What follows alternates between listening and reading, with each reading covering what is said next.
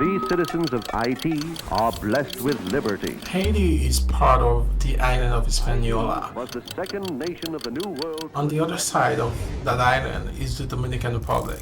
They speak Spanish there, which shares a lot of phonetic similarities with Haitian Creole. Haitian Creole is still a special case because of how phonetic the language is. Each letter has a corresponding sound, and they are supposed to be enough for writing everything in the language.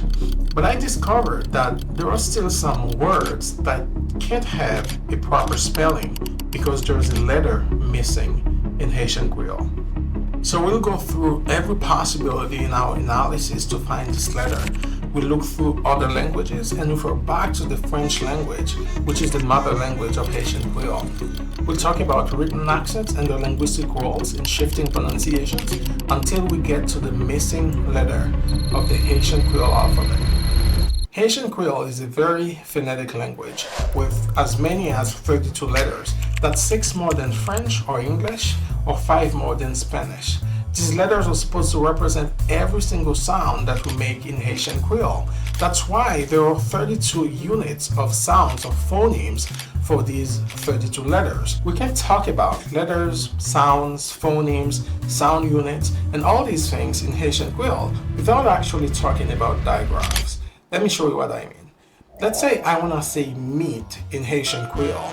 The word for this would be viande. In this word, the spelling is not V-Y-A-N-N. It's rather V-Y-A-N. When you look at the words, you might ask yourself, what difference does it make? You'd be right to some extent because they do look like the exact same letters. But someone who's like a grammar police might still insist that they are not the same letters. They are just the same symbols. So the word mama is not spelled M-I-N, it's spelled M-A-M-A because by itself is a letter. In the same way, if I want to spell the word ventre, which translates belly, the correct way to spell it is not V-A-N-T, it's V-A-N-T. These types of letters or sound units that consist of 2 characters are called diagraphs. Diagraphs are a subset of what they call polygraphs in linguistics, not the type of lie detector test that people take that keep score on their white lies or something. Polygraphs comes from the Greek polygraphos. Poly means many or multitude, and graph means writings or letters. So a polygraph is a group of letters that represent a single sound or phoneme, which means that a digraph is when 2 letters represent a single sound. Digraphs don't only exist in Haitian Creole. In fact, the English language has more than 120 digraphs. The thing is, they are not alphabetic or orthographic digraphs. They are phonetic or spelling digraphs, meaning they aren't officially represented in the English alphabet. These are just digraphs that you encounter when writing or speaking. There are 7 digraphs in Haitian Creole and 1 multigraph or trigraph if you want to be specific. The trigraph is the letter un. So what's a missing letter or the missing sound in Haitian Creole? I'm going to tell you exactly what brought me to this rabbit hole of trying to find the right spelling for some words that I can translate from English or any other language to Haitian Creole, but that I can't write properly. But first, I want to tell you a couple of things. When it comes to language in general, I'm more of a descriptivist than a prescriptivist, meaning if enough people are saying something, it doesn't matter what the grammar says. If anything, it needs to adapt to the way these people speak. By the way, this is an age-old debate that I'm probably gonna talk about in the future, so stay tuned. The second thing is about Haitian Creole itself. We have what they call loan transitions, a lot of them actually, especially from French. A loan translation is a word-for-word translation where you just adapt the word or the morpheme into the sound of the other language. So Haitian Creole translates weekend into weekend because the structure N is just the closest that we have to the sound unit.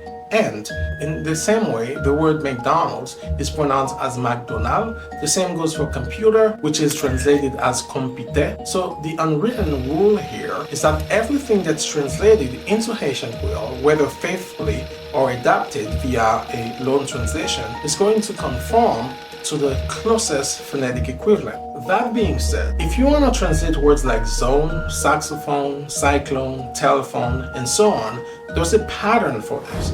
For instance, zone becomes zone, saxophone becomes saxophone, cyclone becomes cyclone, telephone becomes telephone.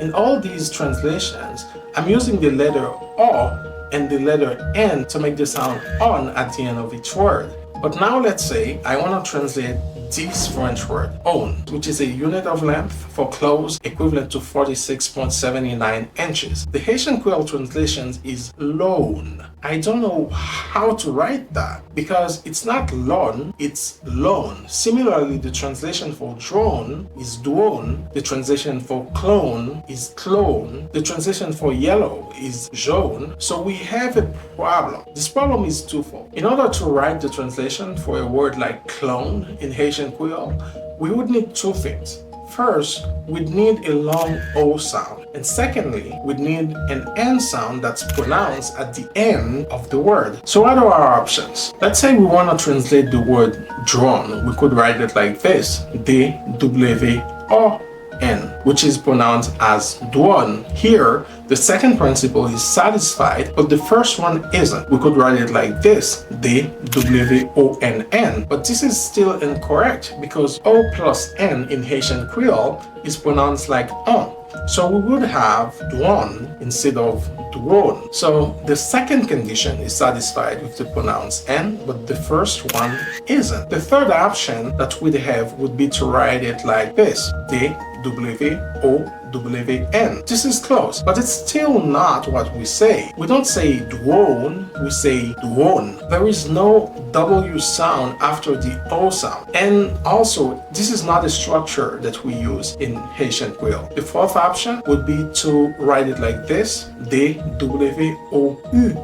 This is not correct because U by itself is not a letter in Haitian Creole. It should always be accompanied by O to make the digraph U, or it should be placed between O and N to make the multigraph UN. Either way, the pronunciation of this, D-W-O-U-N, would be douane and not douane. Our last option would be to write it like this, D-W-O-N-A, which is close to the French version. But the problem is every word is pronounced in Haitian Creole, which makes it sound like douane instead of douane. You can see that in 4 of the 5 instances, we're missing the long O sound. Now, what should we do? In Haitian Creole, there's one accepted trick to turn a short vowel into a long vowel. This is the use of an accent. This is not the only use of accents, but this is one of them. And remember here, I'm not talking about phonetic accents, which are ways that individuals or groups pronounce certain words. I'm talking about diacritical accents or written accents, which are the marks that we add to letters to indicate a change in pronunciation. To understand the extent to which an accent influences the pronunciation of words in Haitian Creole, we need to look at French. Since Haitian Creole is a French vernacular, it's constantly getting its grammatical cues from French. The French language uses 5 types of accents.